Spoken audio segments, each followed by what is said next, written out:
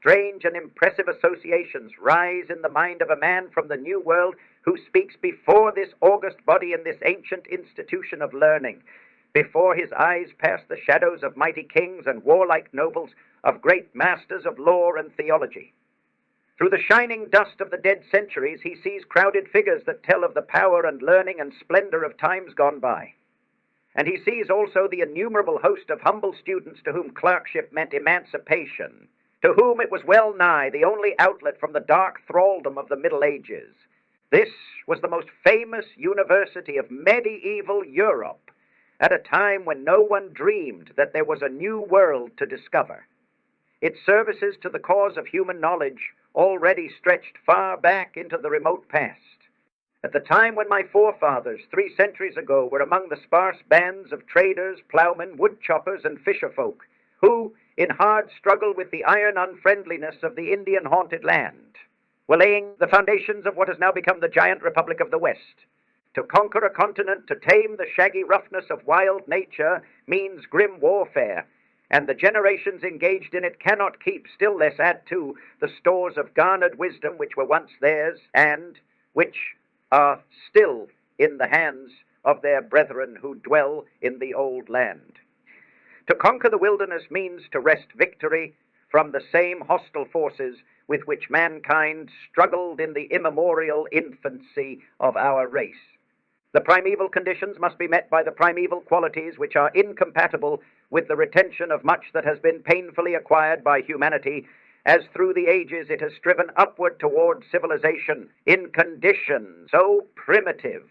There can be but a primitive culture. At first, only the rudest school can be established, for no others would meet the needs of the hard-driven, sinewy folk who thrust forward the frontier in the teeth of savage men and savage nature, and many years elapse before any of these schools can develop into seats of higher learning and broader culture. The pioneer days pass. The stump-dotted clearings expand into vast stretches of fertile farmland. The stockade clusters of log cabins change into towns. The hunters of game, the fellers of trees, the rude frontier traders and tillers of the soil, the men who wander all their lives long through the wilderness as the heralds and harbingers of an oncoming civilization, themselves vanish before the civilization for which they have prepared the way. The children of their successors and supplanters, and then their children and their children and children's children, change and develop with extraordinary rapidity. The conditions accentuate vices and virtues, energy and ruthlessness, all the good qualities and all the defects of an intense individualism, self-reliant, self-centered, far more conscious of its rights than of its duties, and blind to its own shortcomings. To the hard materialism of the frontier days succeeds the hard materialism of an industrialism even more intense and absorbing than that of the older nations, although these themselves have likewise already entered on the age of a complex and predominantly industrial civilization.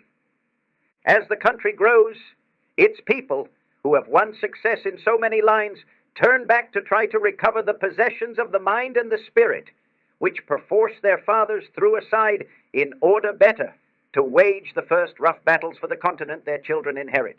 The leaders of thought and of action grope their way forward to a new life, realizing sometimes dimly, sometimes clear-sightedly, that the life of material gain, whether for a nation or an individual, is of value only as a foundation, only as there is added to it the uplift that comes from devotion to loftier ideals. The new life thus sought can in part be developed afresh from what is roundabout in the New World, but it can be developed in full only by freely drawing upon the treasure houses of the Old World, upon the treasures stored in the ancient abodes of wisdom and learning, such as this where I speak today. It is a mistake for any nation to merely copy another, but it is an even greater mistake. It is a proof of weakness in any nation not to be anxious to learn from one another, and willing and able to adapt that learning to the new national conditions and make it fruitful and productive therein. It is for us of the New World to sit at the feet of Gamaliel of the Old. Then, if we have the right stuff in us, we can show that Paul in his turn can become a teacher as well as a scholar. Today I shall speak to you on the subject of individual citizenship, the one subject of vital importance to you, my hearers, and to me and my countrymen, because you and we are great citizens of great democratic republics.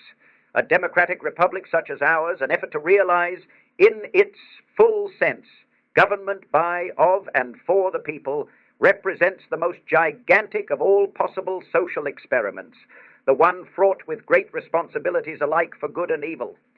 The success of republics like yours and like ours means the glory, and our failure the despair of mankind. And for you and for us, the question of the quality of the individual citizen is supreme. Under other forms of government, under the rule of one man or very few men, the quality of the leaders is all important.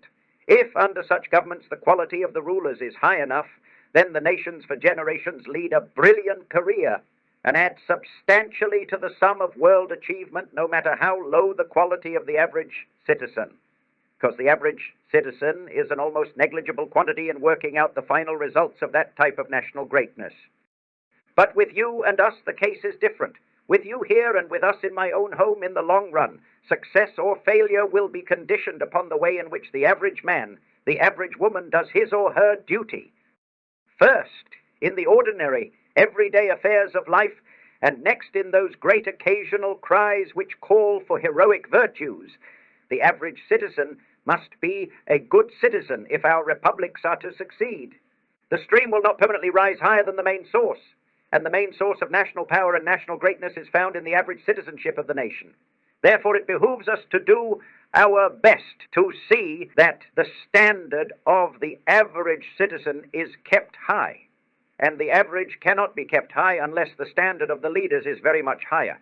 It is well if a large proportion of the leaders in any republic, in any democracy, are, as a matter of course, drawn from the classes represented in this audience today, but only provided that those classes possess the gifts of sympathy with plain people and of devotion to great ideals. You and those like you have received special advantages. You have all of you had the opportunity for mental training. Many of you have had leisure. Most of you have had a chance for enjoyment of life far greater than comes to the majority of your fellows.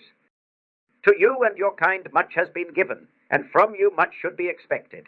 Yet there are certain failings against which it is especially incumbent that both men of trained and cultivated intellect and men of inherited wealth and position should especially guard themselves, because to these failings they are especially liable, and if yielded to, your chances of useful service are at an end. Let the man of learning, the man of lettered leisure, beware of that queer and cheap temptation to pose to himself and to others as a cynic, as the man who has outgrown emotions and beliefs, the man to whom good and evil are as one. The poorest way to face life is to face it with a sneer. There are many men who feel a kind of twisted pride in cynicism. There are many who confine themselves to criticism of the way others do what they themselves dare not even attempt.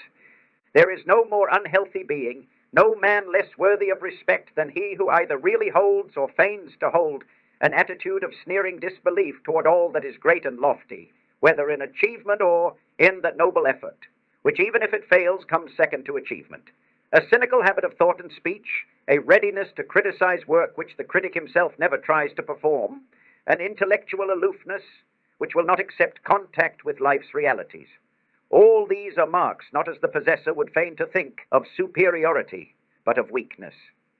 They mark the men unfit to bear their part painfully in the stern strife of living, who seek in the affectation of contempt for the achievement of others to hide from others and from themselves their own weakness. The role is easy. There is none easier, save only the role of the man who sneers alike at both criticism and performance. It is not the critic who counts, not the man who points out how the strong man stumbles, or where the doer of deeds could have done them better. The credit belongs to the man who is actually in the arena, whose face is marred by dust and sweat and blood, who strives valiantly, who errs, who comes short again and again because there is no effort without error and shortcoming, but who does actually strive to do the deeds, who knows the great enthusiasms, the great devotions, who spends himself in a worthy cause, who at the best knows in the end the triumph of high achievement, and who at the worst, if he fails, at least fails while daring greatly, so that his place shall never be with those cold and timid souls who neither know victory nor defeat. Shame on the man of cultivated taste who permits refinement to develop into fastidiousness that unfits him for doing the rough work of a workaday world. Among the free peoples who govern themselves there, is but a small field of usefulness open for the men of cloistered life who shrink from contact with their fellows. Still less room is there for those who deride or slight what is done by those who actually bear the brunt of the day, nor yet for those others who always profess that they would like to take action, if only the conditions of life were not exactly what they actually are. The man who does nothing cuts the same sordid figure in the pages of history, whether he be cynic or fop or voluptuary. There is little use for the being whose tepid soul knows nothing of the great and generous emotion, of the high pride, the stern belief, the lofty enthusiasm, of the men who quell the storm and ride the thunder. Well for these men if they succeed, well also, though not so well if they fail, given only that they have nobly ventured and have put forth all their heart and strength. It is war-worn Hotspur, spent with hard fighting, he of the many errors and the valiant end, over whose memory we love to linger, not over the memory of the young lord who but for the vile guns would have been a valiant soldier. France has taught many lessons to other nations. Surely one of the most important lessons is the lesson her whole history teaches, that a high artistic and literary development is compatible with notable leadership in arms and statecraft. The brilliant gallantry of the French soldier has for many centuries been proverbial, and during these same centuries at every court in Europe, the Freemasons of fashion have treated the French tongue as their common speech, while every artist and man of letters, and every man of science, able to appreciate that marvelous instrument of precision, French prose, has turned toward France for aid and inspiration. How long the leadership in arms and letters has lasted is curiously illustrated by the fact that the earliest masterpiece in a modern tongue is the splendid French epic which tells of Roland's doom and the vengeance of Charlemagne when the lords of the Frankish hosts were stricken at Roncesvalles. Let those who have keep, let those who have not strive to attain a high standard of cultivation and scholarship. Yet let us remember that these stand second to certain other things. There is need of a sound body and even more of a sound mind. But above mind and above body stands character, the sum of those qualities which we mean when we speak of a man's force and courage, of his good faith and sense of honor. I believe in exercise for the body, always provided that we keep in mind that physical development is a means and not an end. I believe, of course, in giving to all the people a good education. But the education must contain much besides book learning in order to be really good. We must ever remember that no keenness and subtleness of intellect, no polish, no cleverness in any way make up for the lack of the great solid qualities. Self-restraint, self-mastery, common sense, the power of accepting individual responsibility and yet of acting in conjunction with others, courage and resolution, these are the qualities which mark a masterful people. Without them, no people can control itself or save itself from being controlled from the outside. I speak to a brilliant assemblage. I speak in a great university which represents the flower of the highest intellectual development. I pay all homage to intellect and to elaborate and specialized training of the intellect. And yet I know I shall have the assent of all of you present when I add that more important still are the commonplace, everyday qualities and virtues. Such ordinary, everyday qualities include the will and the power to work, to fight at need, and to have plenty of healthy children. The need that the average man shall work is so obvious as hardly to warrant insistence. There are a few people in every country so born that they can lead lives of leisure. These fill a useful function if they make it evident that leisure does not mean idleness. For some of the most valuable work needed by civilization is essentially non-remunerative in its character. And of course the people who do this work should in large part be drawn from those to whom remuneration is an object of indifference. But the average man must earn his own livelihood. He should be trained to do so, and should be trained to feel that he occupies a contemptible position if he does not do so, that he is not an object of envy if he is idle, at whichever end of the social scale he stands, but an object of contempt, an object of derision. In the next place, the good man should be both a strong and a brave man. That is, he should be able to fight. He should be able to serve his country as a soldier if the need arises. There are well-meaning philosophers who declaim against the unrighteousness of war. They are right only if they lay all their emphasis upon the unrighteousness. War is a dreadful thing, and unjust war is a crime against humanity. But it is such a crime because it is unjust, not because it is a war. The choice must ever be in favor of righteousness, and this whether the alternative be peace or whether the alternative be war. The question must not be merely, is there to be peace or war? The question must be, is it right to prevail? Are the great laws of righteousness once more to be fulfilled? And the answer from a strong and virile person must be, yes, whatever the cost.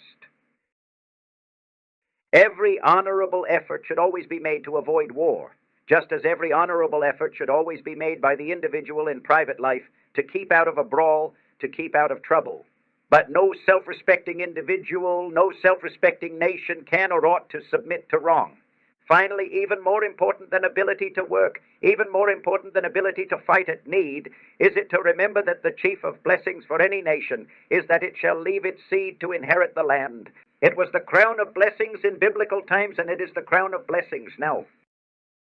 The greatest of all curses is in the curse of sterility, and the severest of all condemnations should be that visited upon willful sterility. The first essential in any civilization is that the man and the woman shall be father and mother of healthy children, so that the race shall increase and not decrease. If this is not so, if through no fault of the society there is failure to increase, it is a great misfortune. If the failure is due to deliberate and willful fault, then it is not merely a misfortune. It is one of those crimes of ease and self-indulgence, of shrinking from pain and effort and risk, which in the long run nature punishes more heavily than any other. If we of the great republics, if we, the free people who claim to have emancipated ourselves from the thraldom of wrong and error, bring down on our heads the curse that comes upon the willfully barren, then it will be an idle waste of breath to prattle of our achievements, to boast of all that we have done. No refinement of life, no delicacy of taste, no material progress, no sordid heaping up of riches, no sensuous development of art and literature can in any way compensate for the loss of the great fundamental virtues. And of these great fundamental virtues, the greatest is the race's power to perpetuate the race. Character must show itself in the man's performance both of the duty he owes himself and of the duty he owes the state. The man's foremost duty is owed to himself and his family, and he can do this duty only by earning money, by providing what is essential to material well-being. It is only after this has been done that he can hope to build a higher superstructure on the solid material foundation. It is only after this has been done that he can help in movements for the general well-being. He must pull his own weight first, and only after this can his surplus strength be of use to the general public. It is not good to excite that bitter laughter which expresses contempt, and contempt is what we feel for the being whose enthusiasm to benefit mankind is such that he is a burden to those nearest him, who wishes to do great things for humanity in the abstract, but who cannot keep his wife in comfort or educate his children. Nevertheless, while laying all stress on this point, while not merely acknowledging but insisting upon the fact that there must be a basis of material well-being for the individual as for the nation, let us with equal emphasis insist that this material well-being represents nothing but the foundation, and the foundation, though indispensable, is worthless unless upon it is raised the superstructure of a higher life. That is why I decline to recognize the mere multimillionaire, the man of mere wealth, as an asset of value to any country, and especially as not an asset to my own country. If he has earned or uses his wealth in a way that makes him a real benefit, of real use, and such is often the case, why then he does become an asset of real worth. But it is the way in which it has been earned or used, and not the mere fact of wealth, that entitles him to the credit. There is need in business, as in most other forms of human activity, of the great guiding intelligences. Their places cannot be supplied by any number of lesser intelligences. It is a good thing that they should have ample recognition, ample reward, but we must not transfer our admiration to the reward instead of the deed rewarded. And if what should be the reward exists without the service having been rendered, then admiration will only come from those who are mean of soul. The truth is that after a certain measure of tangible material success or reward has been achieved, the question of increasing it becomes of constantly less importance compared to the other things that can be done in life. It is a bad thing for a nation to raise and to admire a false standard of success, and there can be no falser standard than that set by the deification of material well-being in and for itself. The man who, for any cause for which he is himself accountable, has failed to support himself and those for whom he is responsible, ought to feel that he has fallen lamentably short in his prime duty. But the man, having far surpassed the limits of providing for the wants, both of body and mind, of himself and of those depending upon him, then piles up a great fortune, for the acquisition or retention of which he returns no corresponding benefit to the nation as a whole, should himself be made to feel that so far from being desirable, he is an unworthy citizen of the community, that he is to be neither admired nor envied, that his right-thinking fellow countrymen put him low in the scale of citizenship, and leave him to be consoled by the admiration of those whose level of purpose is even lower than his own. My position as regards the moneyed interest can be put in a few words. In every civilized society, property rights must be carefully safeguarded. Ordinarily, and in the great majority of cases, human rights and property rights are fundamentally and in the long run identical. But when it clearly appears that there is a real conflict between them, human rights must have the upper hand, for property belongs to man and not man to property. In fact, it is essential to good citizenship clearly to understand that there are certain qualities which we in a democracy are prone to admire in and of themselves, which ought by rights to be judged admirable, or the reverse solely from the standpoint of the use made of them. Foremost among these I should include two very distinct gifts, the gift of money-making and the gift of oratory. Money-making, the money touch I have spoken of above, it is a quality which in a moderate degree is essential. It may be useful when developed to a very great degree, but only if accompanied and controlled by other qualities, and without such control the possessor tends to develop into one of the least attractive types produced by a modern industrial democracy. So it is with the orator. It is highly desirable that a leader of opinion in democracy should be able to state his views clearly and convincingly. But all that the oratory can do of value to the community is enable the man thus to explain himself. If it enables the orator to put false values on things, it merely makes him a power for mischief. Some excellent public servants have not that gift at all, and must merely rely on their deeds to speak for them. And unless oratory does represent genuine conviction based on good common sense and able to be translated into efficient performance, then the better the oratory, the greater the damage to the public it deceives. Indeed, it is a sign of marked political weakness in any commonwealth if the people tend to be carried away by mere oratory, if they tend to value words in and for themselves, as divorced from the deeds for which they are supposed to stand. The phrase maker, the phrase monger, the ready talker, however great his power, whose speech does not make for courage, sobriety, and right understanding, is simply a noxious element in the body politic, and it speaks ill for the public if he has influence over them. To admire the gift of oratory without regard to the moral quality behind the gift is to do wrong to the republic. And of course, all that I say of the orator applies with even greater force to the orator's latter-day and more influential brother, the journalist. The power of the journalist is great, but he is entitled neither to respect nor admiration because of that power unless it is used aright. He can do, and often does, great good. He can do, and he often does, infinite mischief. All journalists, all writers, for the very reason that they appreciate the vast possibilities of their profession, should bear testimony against those who deeply discredit it. Offenses against taste and morals, which are bad enough in a private citizen, are infinitely worse if made into instruments for debauching the community through a newspaper. Mendacity, slander, sensationalism, inanity, vapid triviality, all are potent factors for the debauchery of the public mind and conscience. The excuse advanced for vicious writing, that the public demands it and that the demand must be supplied, can no more be admitted than if it were advanced by purveyors of food who sell poisonous adulterations. In short, the good citizen in a republic must realize that they ought to possess two sets of qualities, and that neither avails without the other.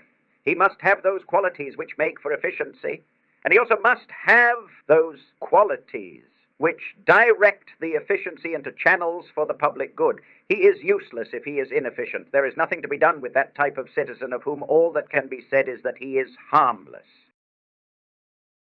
Virtue, which is dependent upon a sluggish circulation, is not impressive. There is little place in active life for the timid good man. The man who is saved by weakness from robust wickedness is likewise rendered immune from robuster virtues. The good citizen in a republic must first of all be able to hold his own. He is no good citizen unless he has the ability which will make him work hard and which at need will make him fight hard. The good citizen is not a good citizen unless he is an efficient citizen. But if a man's efficiency is not guided and regulated by a moral sense, then the more efficient he is, the worse he is, the more dangerous to the body politic. Courage, intellect, all the masterful qualities serve but to make a man more evil if they are merely used for that man's own advancement, with brutal indifference to the rights of others. It speaks ill for the community if the community worships those qualities and treats their possessors as heroes, regardless of whether the qualities are used rightly or wrongly. It makes no difference as to the precise way in which this sinister efficiency is shown. It makes no difference whether such a man's force and ability betray themselves in a career of money-maker or politician, soldier or orator, journalist or popular leader. If the man works for evil, then the more successful he is, the more he should be despised and condemned by all upright and far-seeing men. To judge a man merely by success is an abhorrent wrong, and if the people at large habitually so judge men, if they grow to condone wickedness because the wicked man triumphs, they show their inability to understand that in the last analysis, free institutions rest upon the character of citizenship, and that by such admiration of evil they prove themselves unfit for liberty. The homely virtues of the household, the ordinary workaday virtues which make the woman a good housewife and housemother, which make the man a hard worker, a good husband and father, a good soldier at need, stand at the bottom of character. But of course many others must be added there too. If a state is to be not only free, but great, good citizenship is not good citizenship if only exhibited in the home. There remain the duties of the individual in relation to the state, and these duties are none too easy under the conditions which exist where the effort is made to carry on the free government in a complex industrial civilization. Perhaps the most important thing the ordinary citizen, and above all the leader of ordinary citizens, has to remember in political life is that he must not be a sheer doctrinaire. The closet philosopher, the refined and cultured individual who from his library tells how men ought to be governed under ideal conditions, is of no use in actual governmental work, and the one-sided fanatic, and still more the mob leader, and the insincere man who to achieve power promises what by no possibility can be performed, are not merely useless, but noxious. The citizen must have high ideals, and yet he must be able to achieve them in practical fashion.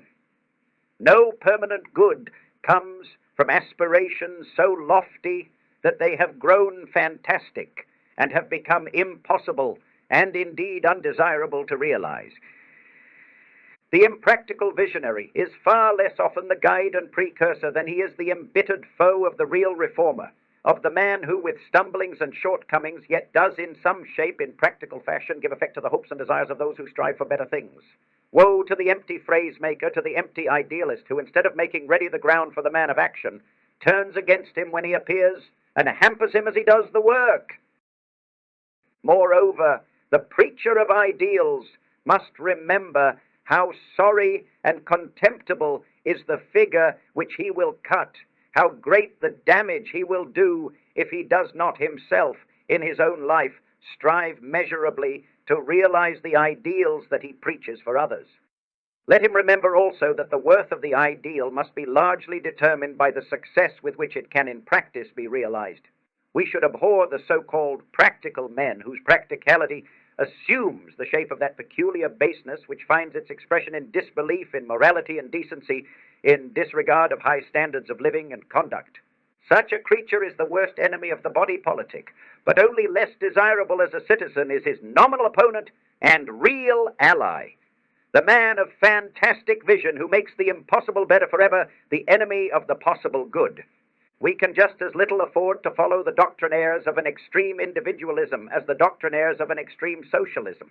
Individual initiative, so far from being discouraged, should be stimulated, and yet we should remember that as society develops and grows more complex, we continually find that things which once it was desirable to leave to individual initiative can, under changed conditions, be performed with better results by common effort.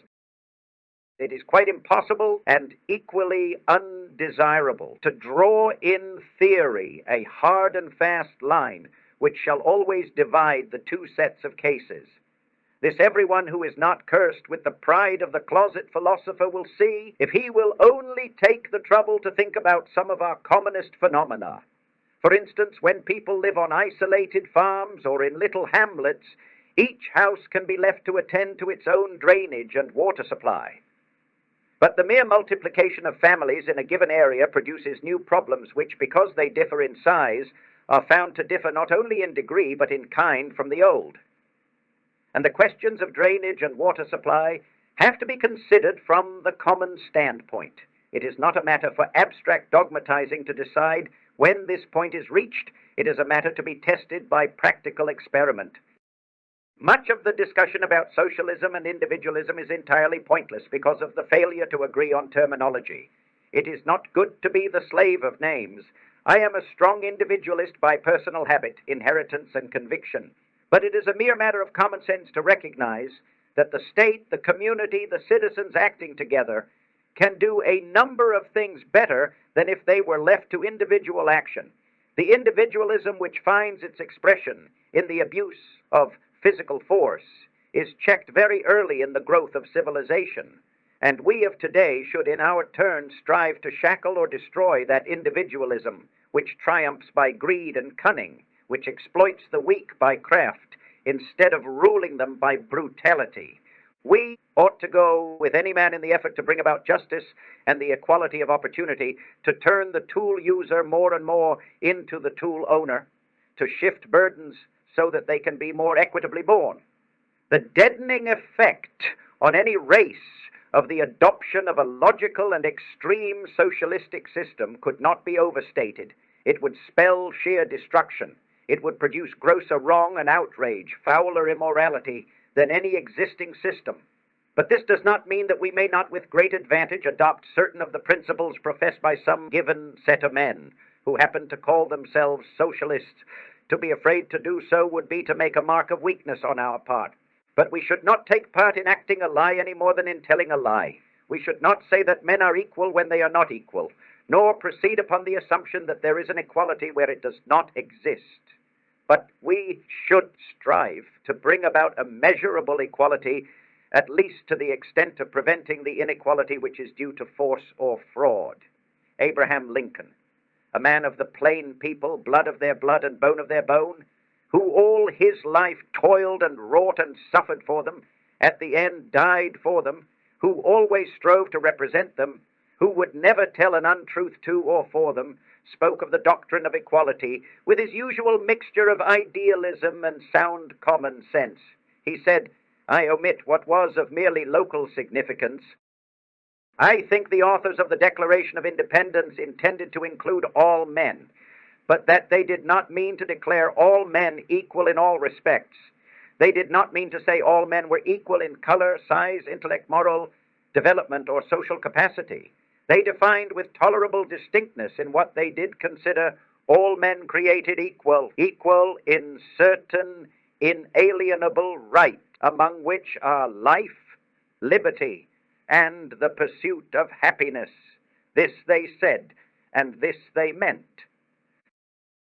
They did not mean to assert the obvious untruth that all were then actually enjoying that equality, or yet that they were about to confer it immediately upon them. They meant to set up a standard maxim for free society, which should be familiar to all, constantly looked to, constantly labored for, and even though never perfectly attained, constantly approximated, and thereby constantly spreading and deepening its influence, and augmenting the happiness and value of life to all people everywhere.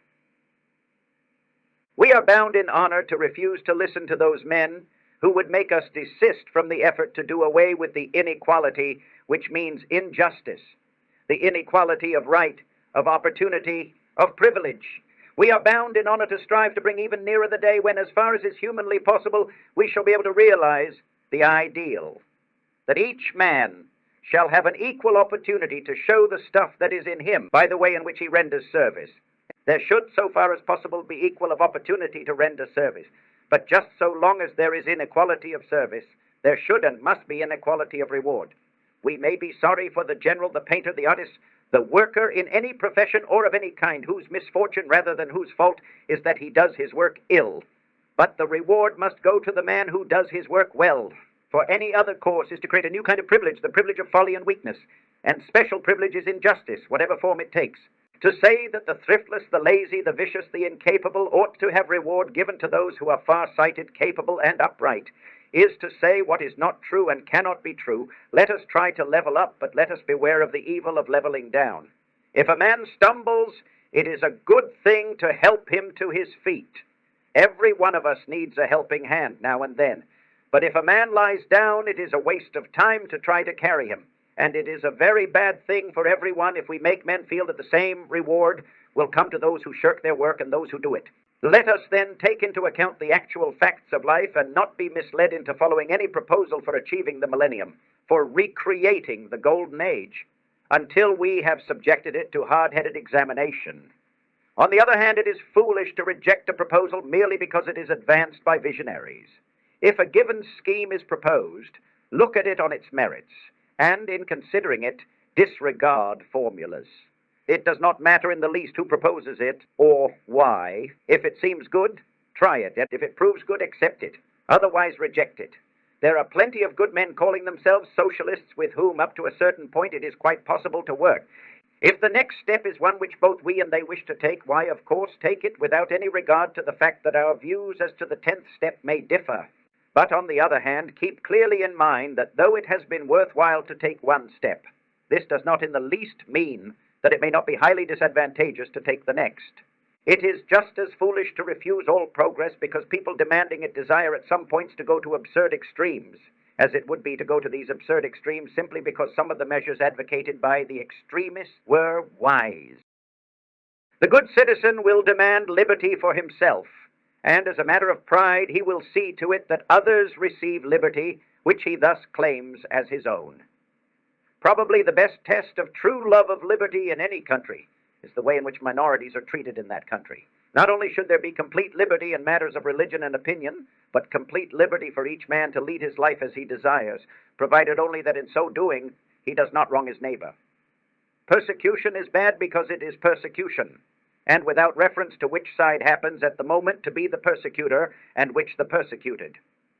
Class hatred is bad in just the same way, and without regard to the individual who at a given time substitutes loyalty to a class for loyalty to a nation, or substitutes hatred of men because they happen to come in a certain social category, for judgment awarded them according to their conduct. Remember always that the same measure of condemnation should be extended to the arrogance which would look down upon or crush any man because he is poor, and to envy and hatred which would destroy a man because he is wealthy. The overbearing brutality of the man of wealth or power and the envious and hateful malice directed against the wealth or power are really at root merely different manifestations of the same quality, merely two sides of the same shield.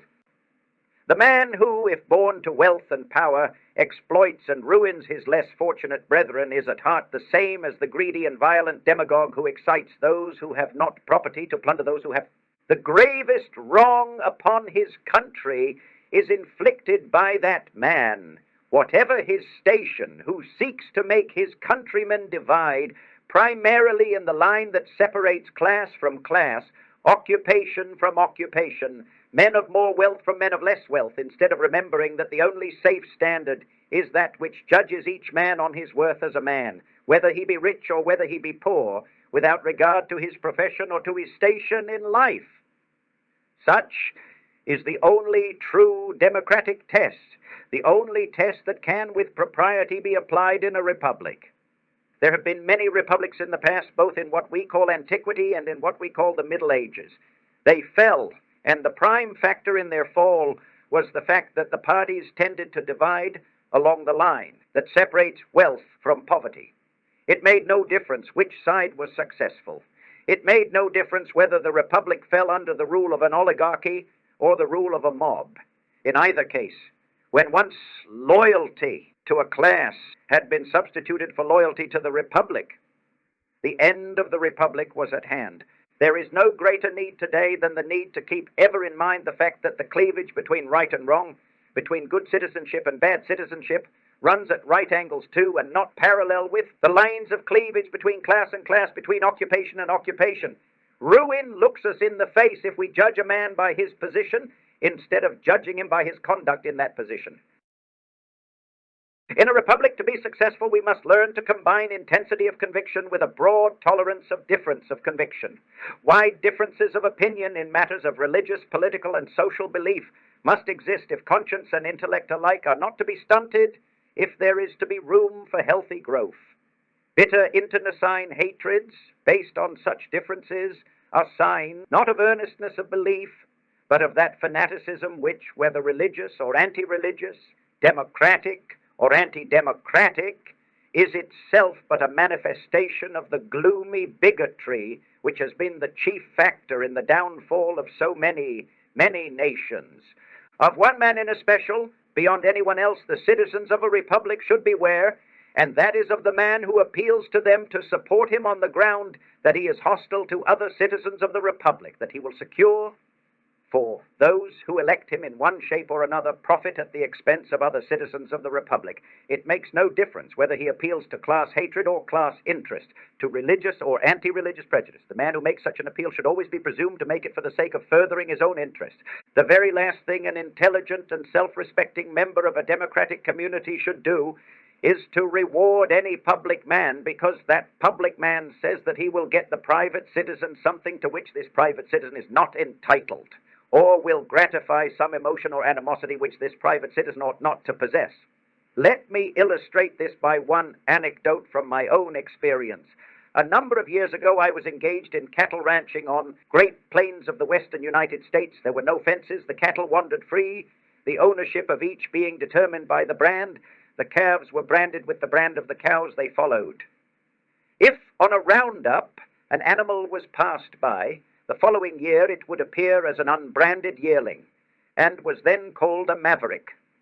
By the custom of the country, these mavericks were branded with the brand of the man on whose range they were found. One day I was riding the range with a newly hired cowboy, and we came upon a maverick. We roped and threw it. Then we built a fire, took out a cinch ring, heated it in the fire, and then the cowboy started to put on the brand.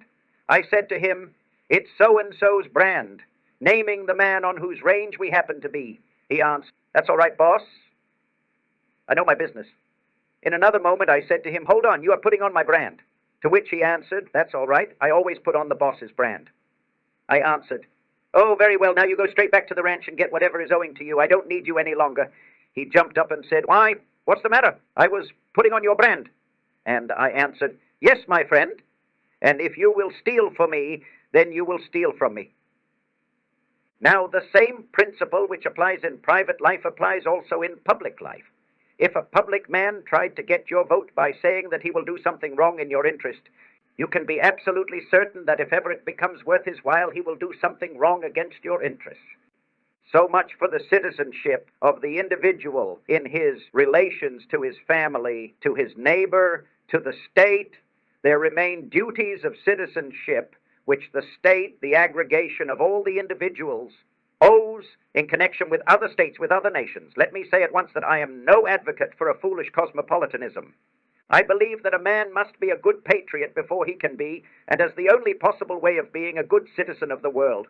Experience teaches us that the average man who protests that his international feeling swamps his national feeling, that he does not care for his country because he cares so much for mankind, in actual practice proves himself the foe of mankind. That the man who says that he does not care to be a citizen of any one country because he is the citizen of the world is in fact usually an exceedingly undesirable citizen of whatever corner of the world he happens at the moment to be in. In the dim future, all moral needs and moral standards may change. But at present, if a man can view his own country and all other countries from the same level with tepid indifference, it is wise to distrust him, just as it is wise to distrust the man who can take the same dispassionate view of his wife and mother. However broad and deep a man's sympathies, however intense his activities, he need have no fear that they will be cramped by love of his native land. Now, this does not mean in the least that a man should not wish to do good outside of his native land. On the contrary, just as I think that the man who loves his family is more apt to be a good neighbor than the man who does not, so I think that the most useful member of the family of nations is normally a strongly patriotic nation, so far from patriotism being inconsistent with a proper regard for the rights of other nations. I hold that the true patriot, who is as jealous of national honor as a gentleman of his own honor, will be careful to see that the nations neither inflict nor suffer wrong, just as a gentleman scorns equally to wrong others or to suffer others to wrong him. I do not for one moment admit that a man should act deceitfully as a public servant in his dealing with other nations, any more than he should act deceitfully in his dealings as a private citizen with other private citizens. I do not for one moment admit that a nation should treat other nations in a different spirit from that in which an honorable man would treat other men. In practically applying this principle to the two sets of cases, there is, of course, a great practical difference to be taken into account. We speak of international law, but international law is something wholly different from private or municipal law, and the capital difference is that there is a sanction for the one and no sanction for the other, that there is an outside force which compels individuals to obey the one, while there is no such outside force to compel obedience as regards to the other. International law will, I believe, as the generations pass, grow stronger and stronger until in some way or other there develops the power to make it respected. But as yet it is only in the first formative period. As yet, as a rule, each nation is of necessity to judge for itself in matters of vital importance between it and its neighbors. And actions must of necessity, where this is the case, be different from what they are where, as among private citizens, there is an outside force whose action is all-powerful and must be invoked in any crisis of importance. It is the duty of wise statesmen, gifted with the power of looking ahead, to try to encourage and build up every movement which will substitute or tend to substitute some other agency for force in the settlement of international disputes. It is the duty of every honest statesman to try to guide the nation so that it shall not wrong any other nation. But as yet the great civilized peoples, if they are to be true to themselves and to the cause of humanity and civilization, must keep in mind that in the last resort they must possess both the will and the power to resent wrongdoing from others. The men who sanely believe in a lofty morality preach righteousness, but they do not preach weakness, whether among private citizens or among nations. We believe that our ideals should be so high, but not so high as to make it impossible measurably to realize them. We sincerely and earnestly believe in peace, but if peace and justice conflict, we scorn the man who would not stand for justice though the whole world came in arms against him. And now, my hosts, a word in parting.